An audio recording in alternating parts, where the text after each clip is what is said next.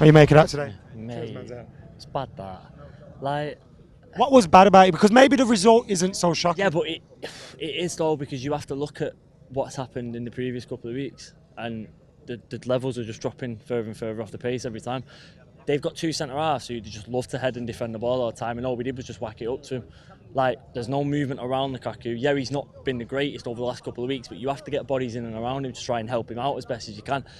Like, I just thought we made it so easy for them. Every second ball just dropped. Easiest game they've probably had. Yeah, no, 100%. After, like, Ronaldo didn't get out of 60% gear. Just walked through the game and still looked like he was going to score every time he got the football. Like, every single time a team comes here now, the more we get into this rut of not winning games of football, the more people take confidence from it, and they think that, oh, well, we're not going to press because we're going to do a... We don't press. We're lazy. We're lazy. We're not a press. If you look at the midfield, Massa's not strong enough. If we get the ball in areas, he's not strong enough to win it. Pogba just doesn't want to run anymore, and Matic is too slow and just... Why is Herrera just being shunned out? Where's Fred? I think Herrera behind closed doors must be a case of they're saying, well, we don't want to give you this amount of money. Herrera says, well, I've done this and that. I want this amount of money. We'll just do a mutual standard. Contract negotiation. Is that a position that we should be like Manchester? No, 100%. You saw the job Herrera's done on certain players over the past couple of years in big games that have gone and won us football matches. You think of Liverpool games, Chelsea games where he's won us games of football. You have to give players like Pereira and Fred and even Chong the opportunity at 1-0 down with 20 minutes to go to at least try and have a go and do something. It's not going to change anything. Nothing's going to really change anything either way. But it just looks like that he's running out of ideas and he's running out of time. If it starts to come like this, and it's running out of time for him now, because there's only too long where you can let it get stagnant and stale like this. And the amount of players that are coming out of contract in the summer, we said this 12 months ago around this time when we said we had players running out this summer. It's even worse next summer. So we're going to have to start to pick some up really quickly. But I don't see us getting out of the group. I really don't see us going to the Messiah and going to the Allianz Stadium and getting the 3 points that we're going to need out of either one of them games. It's not going to happen. But it's another Europa League, and it's another Thursday, Sunday. It's another one that's going to catch you up all the time, and you're already trying to challenge for the top four. We're already 12 points, 10 points off certain teams in the top 2 and 3. We're down to 10th in the table. Now, I'm not going to lie.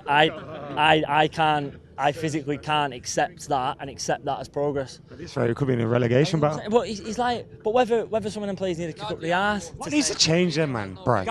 The gaffer, 100%. There's no point.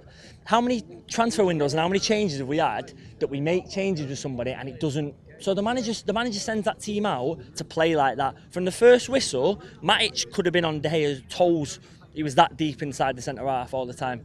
So you're already attracting that negativity. And when they're going and dropping into that space between the midfield and the back line and there's no one in there to intercept it, you just invite pressure. It did the same against Chelsea. It only took the first goal to wake us up. Someone just mentioned behind me that like they wouldn't replace the manager, I think, because there's not many options. Is that a good enough reason to keep It's not a good enough reason.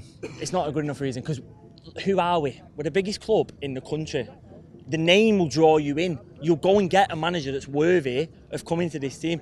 If Sarri goes to Chelsea, when Chelsea have had a mediocre season but won an FA Cup, the name hasn't took him there. It's because he goes and he thinks, I'm big enough to revolutionise this squad, get us playing proper football, and we're going to go and win the league.